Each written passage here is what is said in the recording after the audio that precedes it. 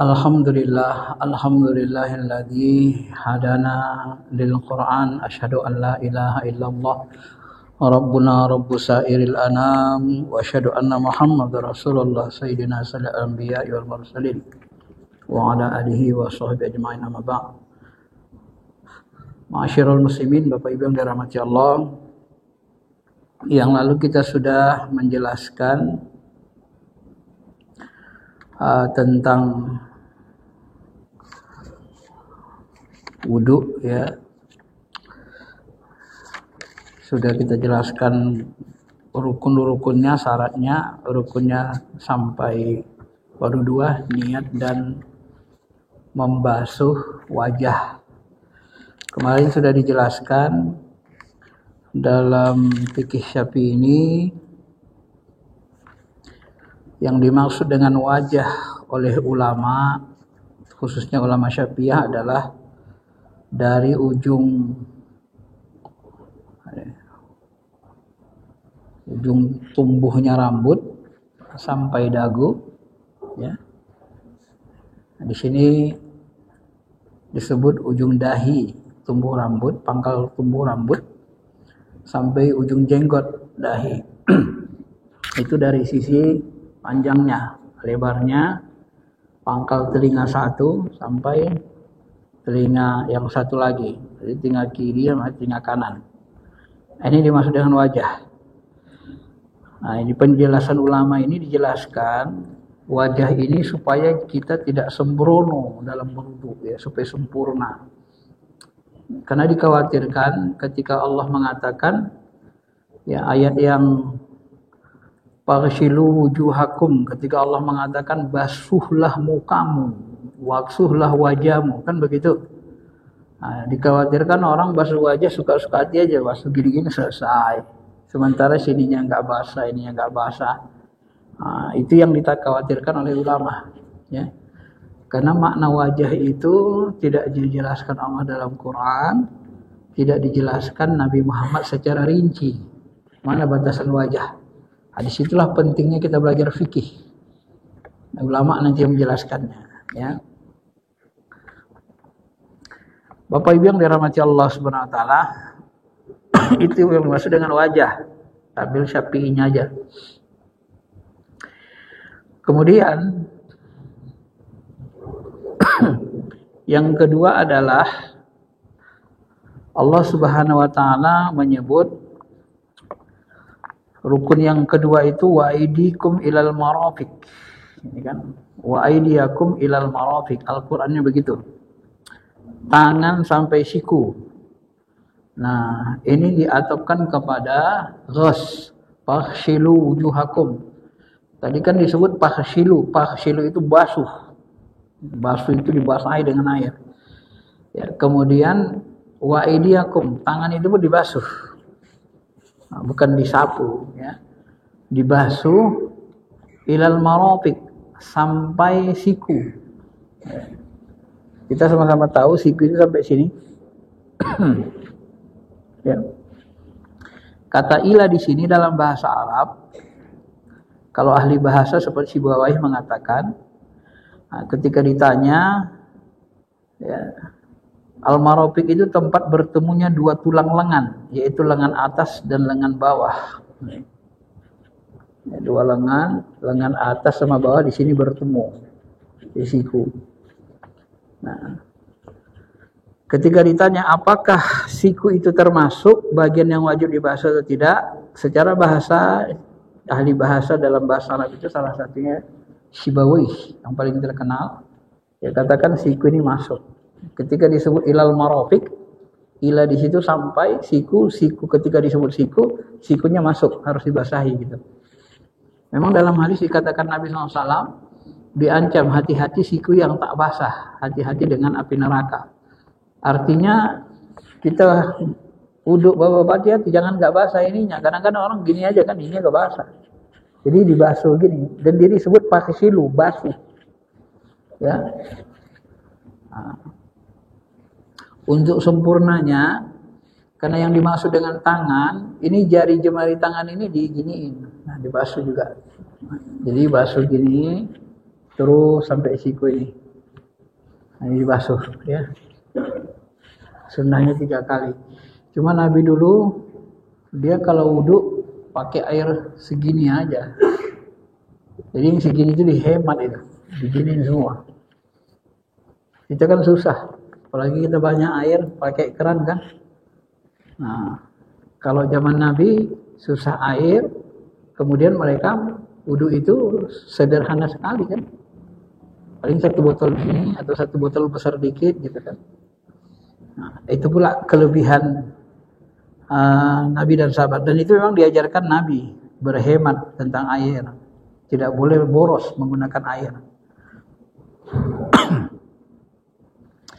Bapak Ibu yang dirahmati Allah Subhanahu wa taala, itu pendapat yang paling kuat. Jadi siku itu masuk. Walaupun ada mengatakan tidak, tapi kita tidak mengambil pendapat yang mengatakan tidak. Karena secara bahasa pun itu lemah. Gitu kan?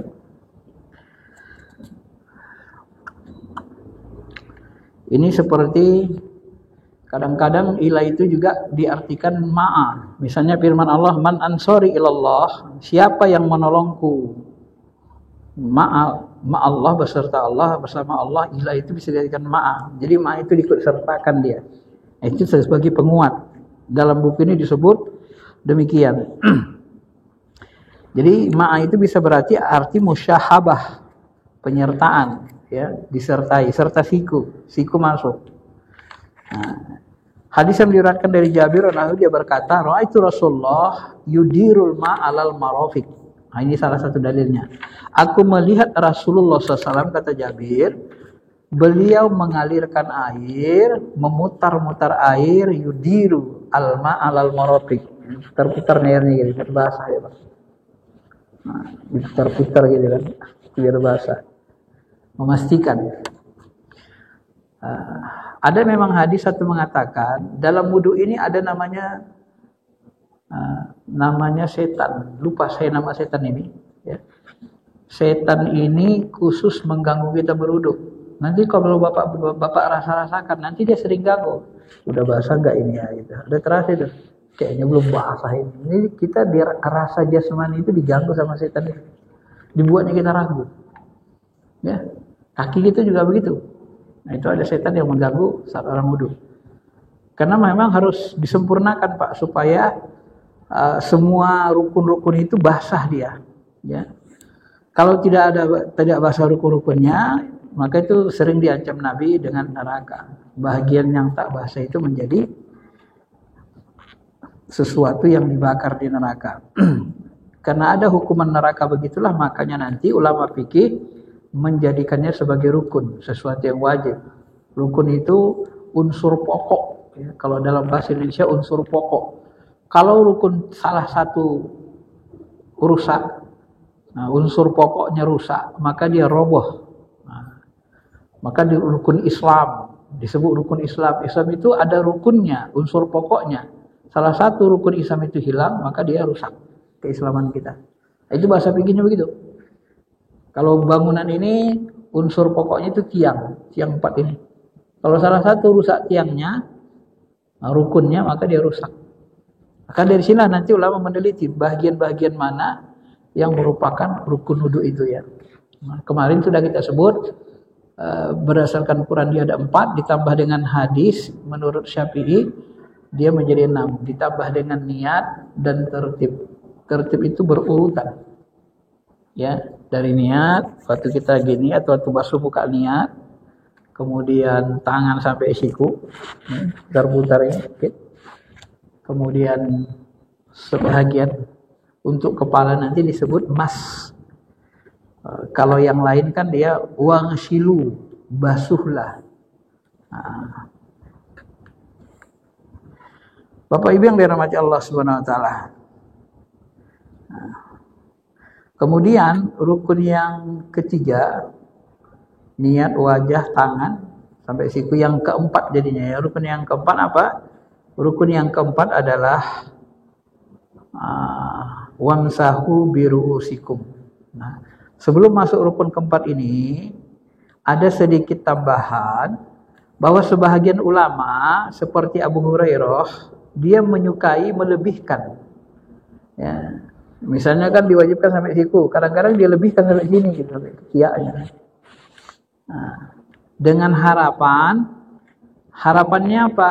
Harapannya nanti dia bisa bahagian-bahagian duduk itu bercahaya nanti kata Nabi di akhirat. Ini satu hari diriwayatkan begini. Aku melihat Abu Hurairah berwudu, dia membasuh muka dan membaguskannya, membasuh tangan kanan hingga lengan atas, serta membasuh tangan kiri hingga lengan atas. Setelah itu mengusap kepala, membasuh kaki kanannya hingga betis. Nah, coba dilebihkannya sampai betis. Jadi kaki sampai mata kaki, dia hingga betis.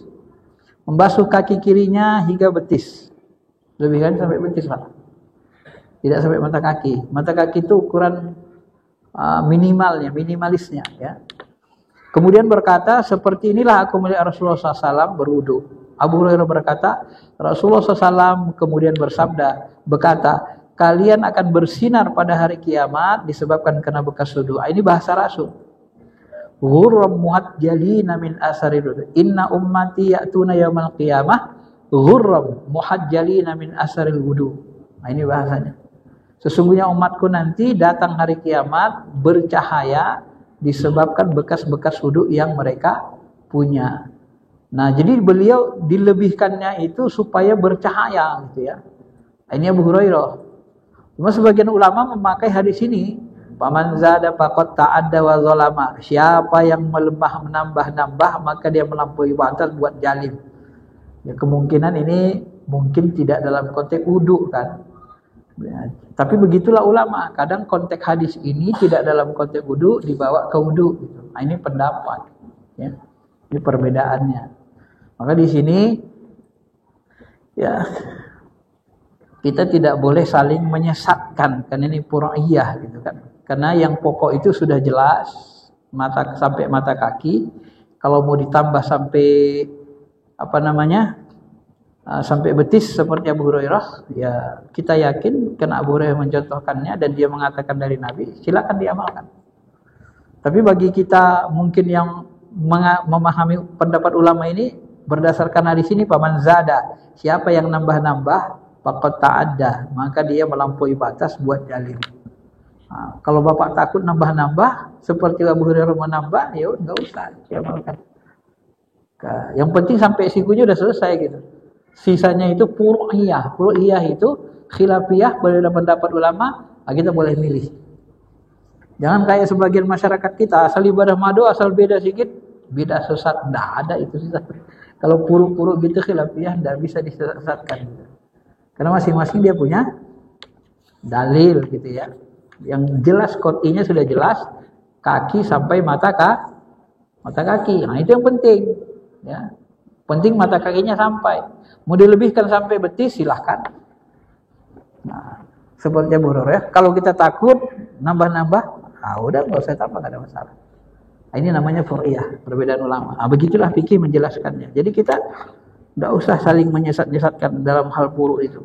Orang yang suka nyesat-nyesatkan dalam hal puru itu, kemungkinan besar mereka tidak membaca fikih seperti ini secara banyak, berulang-ulang, sehingga dia tidak terbuka hatinya.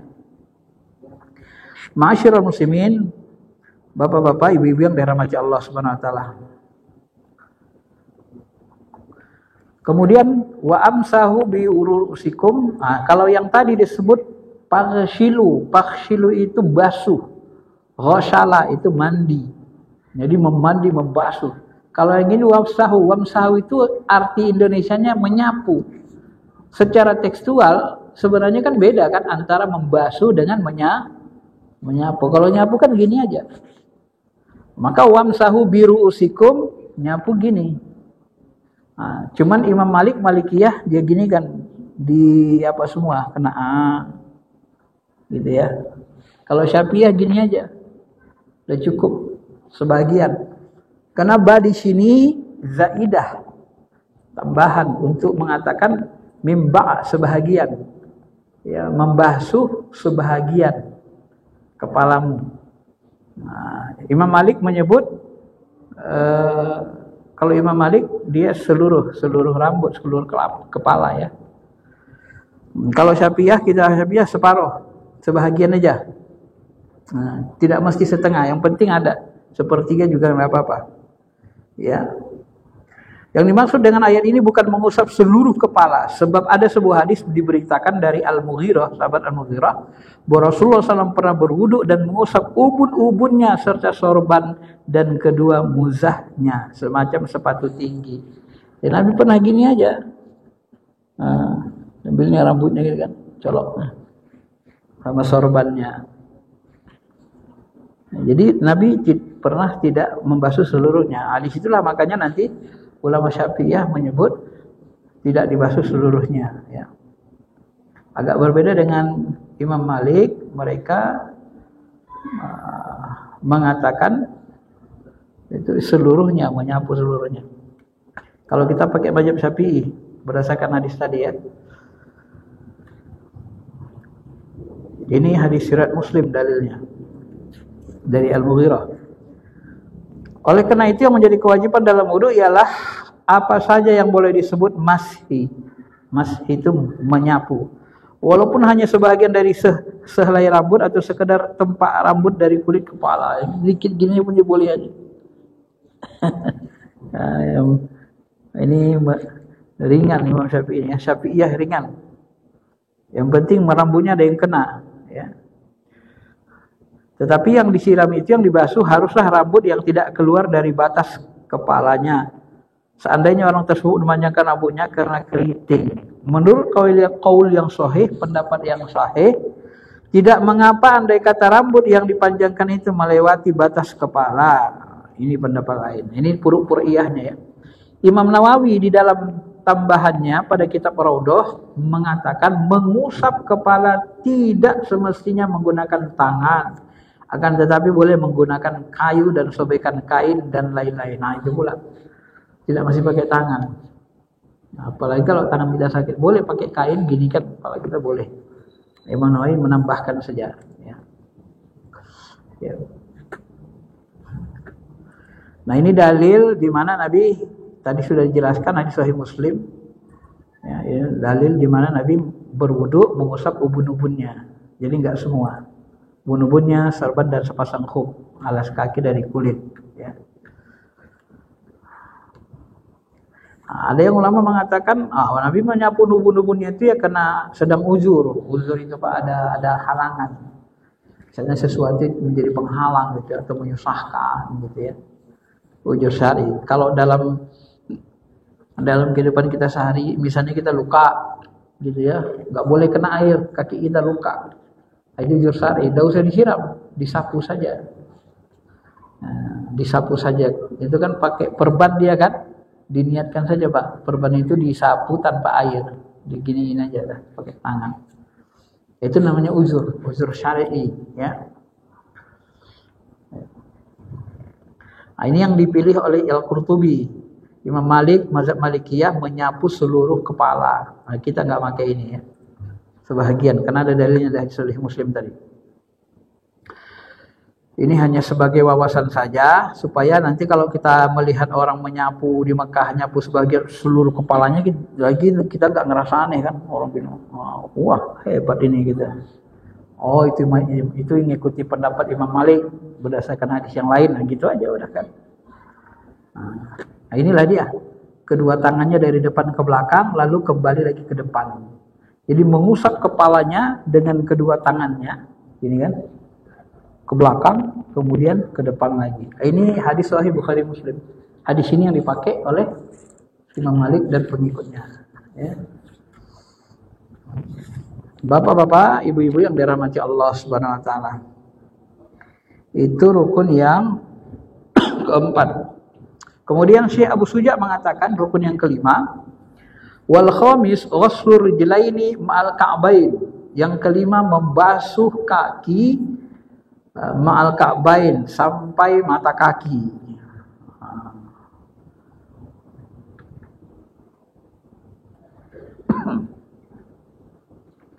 Membasuh mata kaki sampai mata kaki. Ya.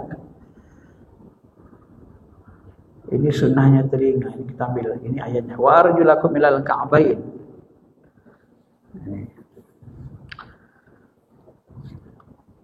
Ada qiraah yang membacanya nasab. wa arjulakum ilal ka'bain, ada yang mengatakan wa arjulikum gitu ya. Nah, waghsilu arjulakum. Jadi kalau disebut arjulakum berarti dia kembali kepada waghsilu, wasalah. Waghsilu wujuhakum berarti waghsilu arjulakum. Ya.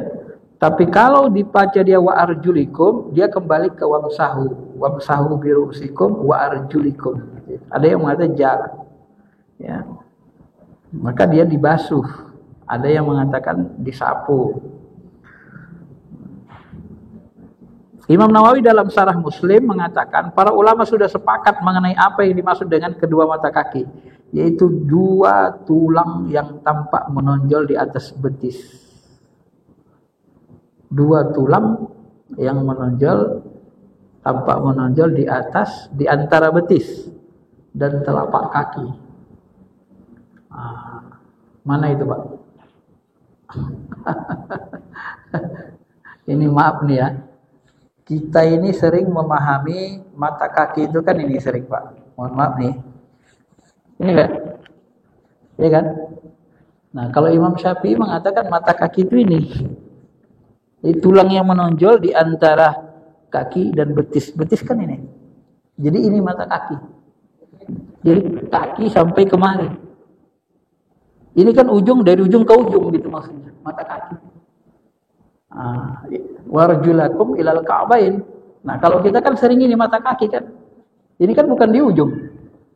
Sama kayak wajah tadi, dari ujung ke ujung. Kalau dari sini ke sini sampai mata kaki berarti ini nggak kena kan? Nggak boleh, ini harus kena belakangnya. Jadi yang dimaksud orang Arab mata kaki itu di sini. Sampai-sampai Imam Syafi'i mengatakan, aku tidak pernah melihat orang berbeda pendapat tentang itu. Cuman kita di Indonesia kan beda kan, memahaminya kan. Ya itu ternyata begitu Pak dalam fikih. Ya, yang dimaksud mata kaki beda dengan yang dipahami orang Indonesia. Kalau mata kaki yang ini ada satu rahasianya kata ulama. Kalau kita mau nyari mantu, ya, yang rajin sholat, lihat aja mata kakinya nih Pak ini. Dia pasti dia kayak hitam begores gitu. Karena kalau dia sholat pasti nanti sering ini. Jadi kalau ngelihat mau cari mantu, jangan yang bersih ininya, mata kaki siapanya nih.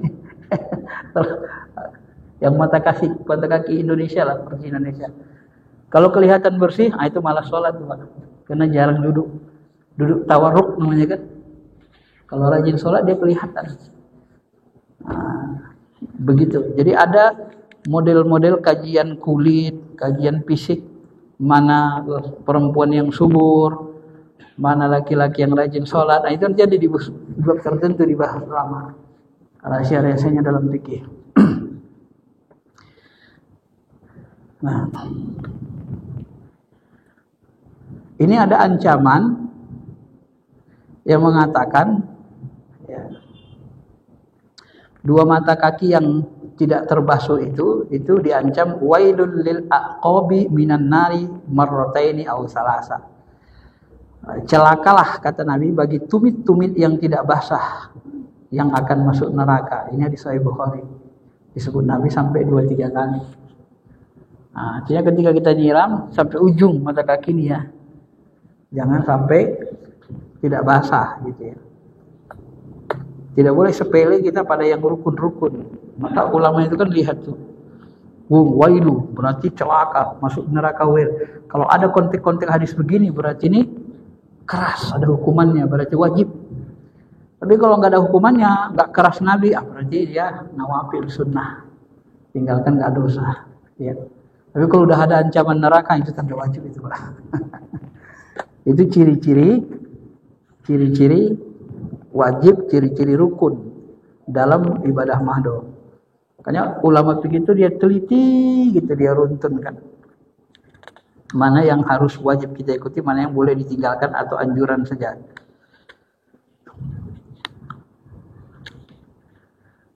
Dua tulang yang tampak menonjol di antara betis dan telapak kaki. Inilah yang dimaksud dengan kedua mata kaki. Dan pada tiap-tiap sebelah kaki terdapat dua mata kaki. Orang-orang dari golongan Rafidah telah menyimpang dari memaksudkan ayat ini. Semoga Allah Ta'ala mencela pendapat golongan Rafidah ini. Rafidah ini golongan Syiah.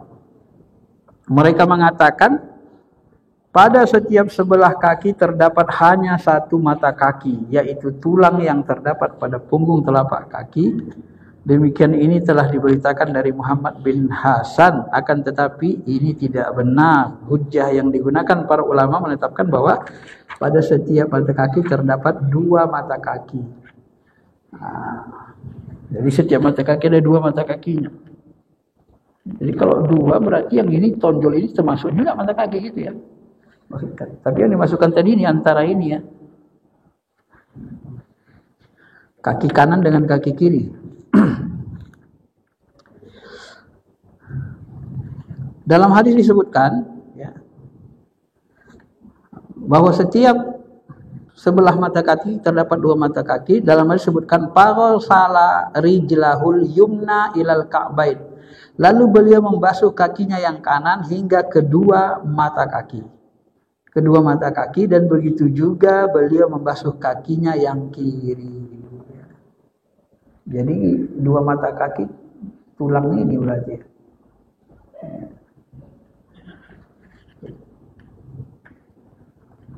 Kalau kita lihat Indonesianya, dua mata kaki itu ya sebelah kanan ada ini kan kayak mata, di sini juga kayak mata kan, sebelah dalam, sebelah luar Indonesianya. Tapi yang dimaksud tadi tulang di antara betis dengan telapak kaki kan. Ini berarti tulang yang ini Pak, yang dua ini di belakang.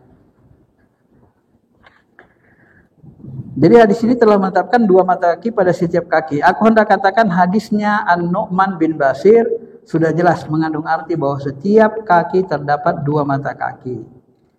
Aqimu sufufakum fara'aitu rajulun minna yulsikum minkabuha. Ya, minkabuhu biminkabin sahibi.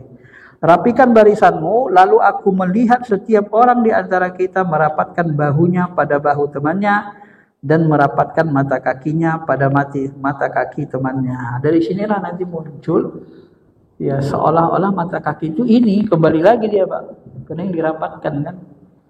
Nah, ini kalau kita pahami memang ada kesalahpahaman itu tadi kan. Padahal mata kaki itu bukan yang ini tadi, ya, yang tulang menonjol itu.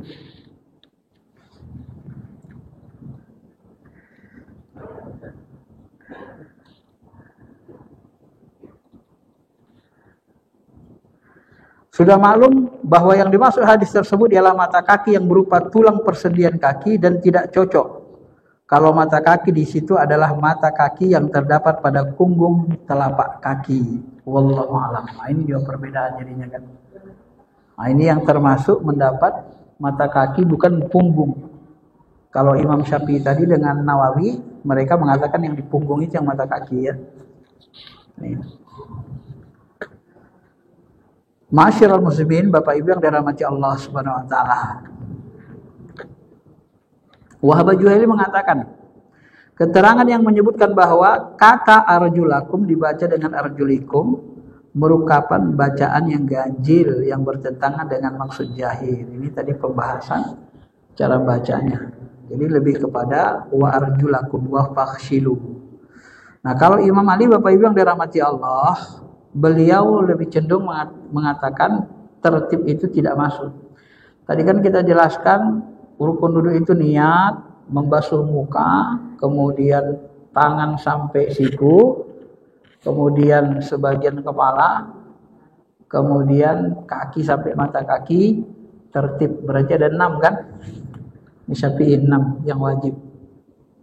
Ya, 6 yang wajib. Nah, kalau Imam Ali dia tidak tertib. Boleh tidak tertib. Boleh dari kaki dulu. Nah, cuma kan kita cari yang sempurna. Karena bahasa Nabi kata Imam Syafi'i, ibda'u bibada'illah. Mulailah dengan yang dimulai Allah. Allah memulainya dengan wajah. kemudian tangan sampai siku. Nah, ketika Allah memulai perkataan itu kita ikuti tertib. Maka Imam Syafi'i membuat tertib itu rukun. Jadi secara tidak langsung Imam Syafi'i sebenarnya menyalahi pendapat Imam Ali, tapi itulah pilihan dia. Beda dengan sahabat. Itulah pilihan dia untuk apa? Untuk kehati-hatian saja. Nah, tapi harus paham kita, Pak. Itulah pemahaman namanya ya. Jangan sampai nanti orang tidak tertib, sesat nih, masuk neraka ini, nggak bisa. Kenapa? Karena Imam Ali ternyata beliau nanti dalam hal tertib, ternyata beliau tidak tertib ya. Nah, kita ulangi lagi sedikit, ilal ka'bain tadi. Nah, ini yang disebut tadi, kedua mata kaki, tulang yang menonjol di bagian samping kaki seseorang. Nah, ini beda pendapat tadi kan. Tulang menonjol di bagian samping. Berarti mata kakinya sama dengan yang dipahami orang Indonesia. Benar kan? Nah, kalau Imam Syafi'i bilang, aku tidak tahu ada orang yang menyelisih pendapat yang mengatakan mata kaki itu adalah tulang yang berada di pangkal sendi betis. Nah, ini dia. Tulang di pangkal sendi betis di belakang. Karena dari ujung kaki sampai mata kaki. Nah, itu tadi. Ini untuk penguat saja ya. Ya, mengulanginya. Ma'asyiral muslimin, Bapak Ibu yang dirahmati Allah Subhanahu wa taala. Itu yang wajib rukun. Ya. Nah, itu saja minimal sudah sempurna, sudah oke untuk kita, Pak. Ya, wajah, ingat wajah itu ya. Batasnya mana? Jangan sampai ada yang kurang. Kemudian tangan tadi sampai siku, agak diputar gini, yang penting dia basah kan. Kemudian kepala sebahagian, kemudian sampai ujung kaki sampai mata kaki, pangkal betis. Nah, Imam Syafi'i begitu.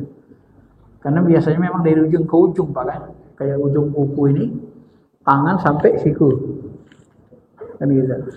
Jadi ilal ka'bain itu sampai sini. Kalau sampai mata kaki yang menonjol di sebelah kanan kita nih atau tangan kiri, berarti belakang kaki ini kan nggak wajib jadinya kan? Iya kan? Kan gitu memahaminya. Nah, berarti belakang kaki ini tidak masuk kaki jadinya kan? Ka'bah ini nggak wajib masuk. Padahal sebenarnya belakang kaki ini, punggung kaki ini, belakang kaki atau punggung kaki ini kan wajib. Nah, ini lagi maksud Ka'bain oleh Imam Syafi'i. Nah, disitulah perbedaannya ya, supaya kita paham. Kemudian ya,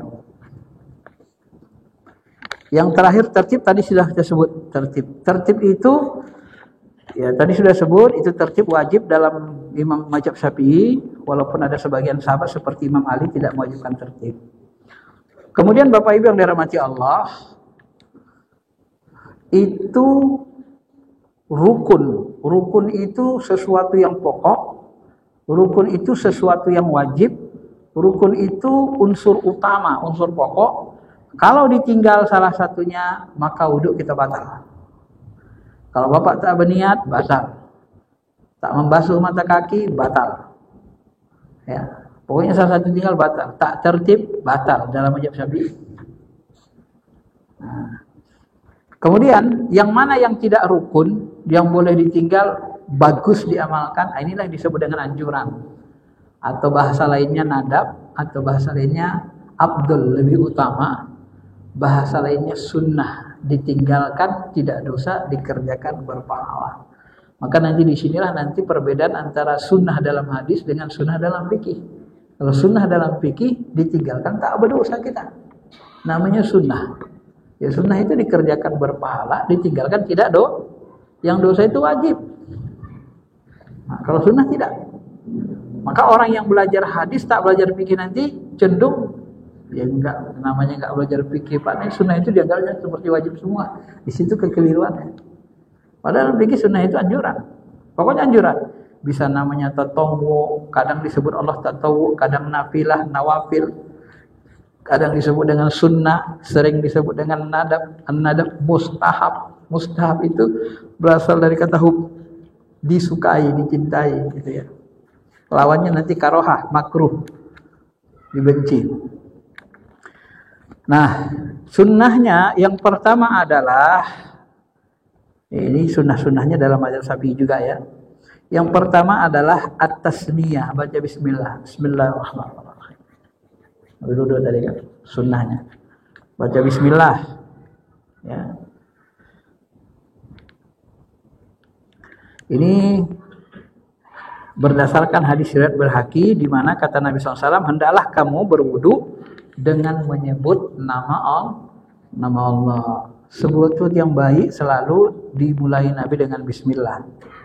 Sampai-sampai ada hadis Nabi mengatakan, kullu amrin zibalin la yubda'u bihi bismillah fahuwa ajazam.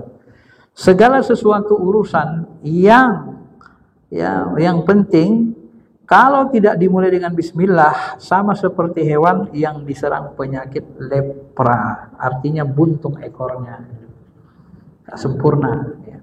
Nah, disitulah makanya nanti selalu saja ulama-ulama kita ini membaca bismillah dalam amal-amal ibadah. Misalnya kalau kita mau sholat tuh kan, sebelum baca ayat kan, Bismillahirrahmanirrahim. Alhaakumut takasur hatta zurtumul maqabir. Karena dianggap penting dimulai dari bismillah. Kalau dulu kita di Muhammadiyah kan kadang kan bismillahnya itu enggak dibaca. Langsung aja ayatnya kan. Hal antaka hadisul syiyah wujuhu yauma idzin, terus ya, enggak baca bismillah. Karena ada hadis ini maka selalu ulama Syafi'i itu mendahulukan dengan bismillah gitu ya. Itu awalnya pangkal, karena hadis ini bersifat umum. Maka dibawalah dia ke wudhu juga. Karena wudhu penting, disunahkan diawali dengan baca bismillah. Mau makan baca bismillah dan seterusnya. Ini sunnah yang dikukuhkan. Cuman Imam Ahmad yang mengatakan wajib. Ini kan kita nggak pakai Imam Ahmad, kurang kuat memang kalau mewajibkan bismillah. Bila seorang lupa membaca di permulaannya, boleh membaca bismillah saat dia teringat pada pertengahan wudunya. Tapi kalau dia sengaja meninggalkan membaca bismillah, apakah disunatkan menyusulkan basmalah? Ini ada khilaf. Khilaf itu perbedaan pendapat. Ada mengatakan boleh. Nah, tapi disengajanya bukan lupa dia. Kalau sengajanya ya sudah, nggak usah lagi. Ini dua pendapat, tidak masalah. Ini puruk namanya. Dalam hadis disebutkan, man tawaddo'a wa dzakara ismallaha kana tahuran li jami'i badani. Siapa yang berwudu dan berzikir dengan menyebut nama Allah, wudunya dapat mensucikan seluruh badannya. Dan apabila tidak berzikir kepada Allah, tidak menyebut nama Allah, wudunya hanya dapat mensucikan anggota wudhu saja. Nah, coba. Ini kelebihan bismillah kan? Kalau beginilah keutamaan bismillah, maka rugi kita nggak baca bismillah. Kenapa? Dengan bismillah seluruh tubuh kita menjadi suci. Tapi kalau nggak pakai bismillah, hanya anggota tubuh kita saja yang wudhu tadi yang suci, bersih. Nah, itu keutamaannya. Kalau bismillah suci dari seluruh, jadi dianggap suci. Ya, ini berdasarkan hadis ini ya. Walaupun nanti Imam Baihaqi mengatakan hadis ini lemah. Ini disebut juga dalam kitab ini, hadis ini lemah. Kalau hadis lemah, nah ini kadang-kadang kembali lagi. Dalam fikih bapak-bapak, ibu-ibu, hadis lemah ini boleh digunakan untuk fadhailul amal, untuk memotivasi kita beramal, gitu ya. Kalau untuk menetapkan halal haram, tak boleh. Oh ini haram, mana hadisnya? Dalilnya ini, hadisnya lemah, nggak bisa. Ya. Tapi kalau untuk fadilah, memotivasi beramal supaya kita membaca bismillah, dimunculkan hadis boleh. Nah, cuma ada sebagian orang hadis yang nggak belajar fikih, dianggapnya asal hadis nggak boleh pakai, buang, nggak boleh, nggak bisa. Dalam fikih nggak begitu ilmunya. Fikih itu membolehkan ulama. Bahkan, nah ini kan bahkan kita katakan imam hadis seperti Imam Ahmad bin Hanbal, musnadnya itu hadis-hadis yang dia tulis tuh, yang dituliskan anaknya, musnad Imam Ahmad itu kumpulan hadis itu banyak sekali hadis dhaif. Banyak sekali hadis dhaif. Nah, itu kan berarti dia membolehkan kan? Nah, cuman kadang-kadang orang belajar hadis ini enggak belajar fikih dengan benar, asal dhaif dibuang sama dia. Tergantung dhaifnya. Kalau lemahnya sangat lemah, bertentangan isinya dengan Quran hadis, dibuang, enggak boleh pakai. Tapi kalau tidak ada pertentangan, dia hanya motivasi amal. Tak ada pertentangan dengan Al-Quran dan hadis sahih, ya silakan amalkan, gak ada masalah kan. Namanya motivasi. Cuman kita harus tahu, diterangkan dia lemah itu saja ya. Memberi semangat supaya semangat beramal. Kemudian setelah baca bismillah, yang kedua yang disunahkan adalah ghuslul kaffaini qabla idkhaliha il ina. Membasuh dua tapak tangan. Kemarin kan kita sebut waktu kita bismillahirrahmanirrahim basuh tapak tangan, di situlah kita niat. Atau paling lama waktu saat membasuh wajah niatnya. Itu wajib syar'i. Jadi itu di awal. Di awal melaksanakan rukun. Rukun awalnya apa? Rukun awalnya basuh wajah. Walaupun rukun awal niat. Jadi disertakan rukun awal niat dengan rukun awal perbuatan yang kedua. Ya.